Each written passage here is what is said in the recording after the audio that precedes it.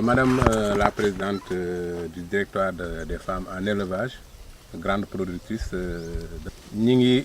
waajal benn foire bu ñu tuddee foire du Jolof juróomi fan juróom-benn fan juróom-ñaari fan ci weeru avril bi ñuy séenu lan nga mën a wax ci mbir moomu lu mu tekki ci yow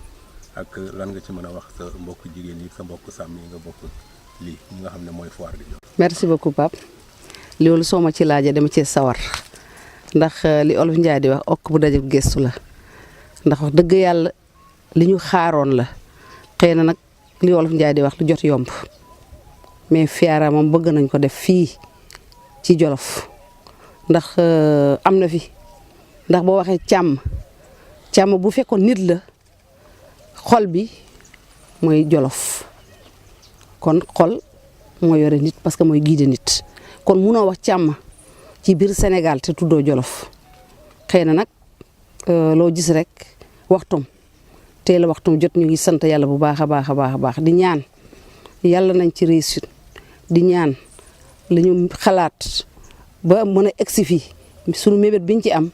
yàlla nañu yàlla jàppale ba ku nekk gis si boppam su loolu passé maa ngi woo sama mbokk éleveurs yëpp en tant que présidente d'IRFEL départemental ak région su ma waxee nag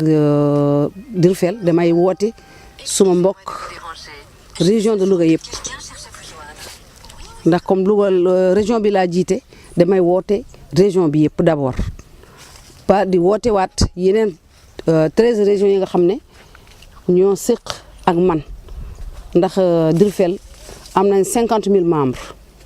te région bu ne ci 14 régions yi am nañ fa membre te ñoom ñëpp élevage la ñuy pratiquer kon ñoom ñëpp woo naa leen ci journée bi woo naa leen ci li ñu moom woo naa leen ci seen yëf rawatina nag suma mbokk góor ñi mooy éleveurs yu góor ñi ndax ci biir pël dañuy wax ne ñoom ñooy aynaɓe minen komin sippooɓe sa yiyande gaynaka dañta cippo ci puɗa wadde min mbawaya sans maɓɓe min noddi bandiɓe amen worɓe min noddiɓe yoɓe ngar e keewal yoɓe ngar e koɓe jeeyi yoɓe ngar e nafoore maɓɓe yoɓe ngar e timtorgal maɓɓe sabu gaynaka so innama Jolof inne so Jolof innama Sénégal innama sabu Sénégal woni Jolof kadi gaynaka kadi so wonino neɗɗo ɓernde nde ko Jolof wadde so tawi woni an jeehi ha waɗɓe ɓe initiative pour wadde oɗo foire min miijima ngo miijo yoɗgo minen mi aynaɓe Jolof ala ko min mbaɗa so wona wadde adré min gara min jagga hen ha tiiɗa sabu ceɗɗo wi ko lane sangol so tarla bëgg sabu soɓe mbaɗi ɗum ɗo han gaynaka miɗa sikki ko ɗum tan mankirnomin sabu ɗo ko aynaɓe mawɓe goni ɗo sa sohli jawdi tabaski ko ɗo sa sohli gayi payɗi ko ɗo sa sohli jawdi kewdi ko daral dara garata kadi ne Afrique de l'Ouest kala cooɗa coggal muɗum gaddata ko daral dara wadde ɗo ko gaynaka woni ɗo en si tawi no mankirnomin tan ko wadde foire o wadde miɗen du'ano miijiɗo ngoɗo miije ha addani ko Jolof ha addani ko aynaɓe Jolof miɗen jetta miɗen ɗum du'ano yo Allah waɗ ko miiji ko barke en tout cas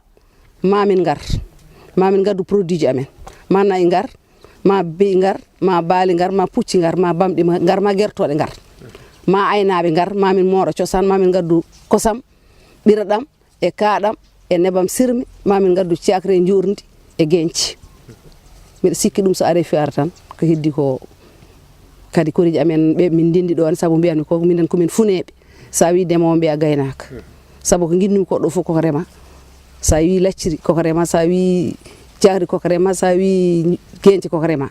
wadde minen maɓɓe foof komin ɓiɓɓe yumma maɓɓe ne yoɓe ngar goto fof adda hen produit mum koriji amen kadi woni ñobboɓe naareɓe daaraɓe yoɓe gaddu guri ñobbaɗi yoɓe gaddu cumallaji ɓe gadda basi ɓe gadda calli guri ɓe gadda tengaɗe cañaɗe e bikuji coraɗi ɗum ko ganduɗa ko kadi ko foof koye gaynaka immato par ce que ɗum foof koye gaynaka immato miɗen jetta noon président amen galle aynaɓe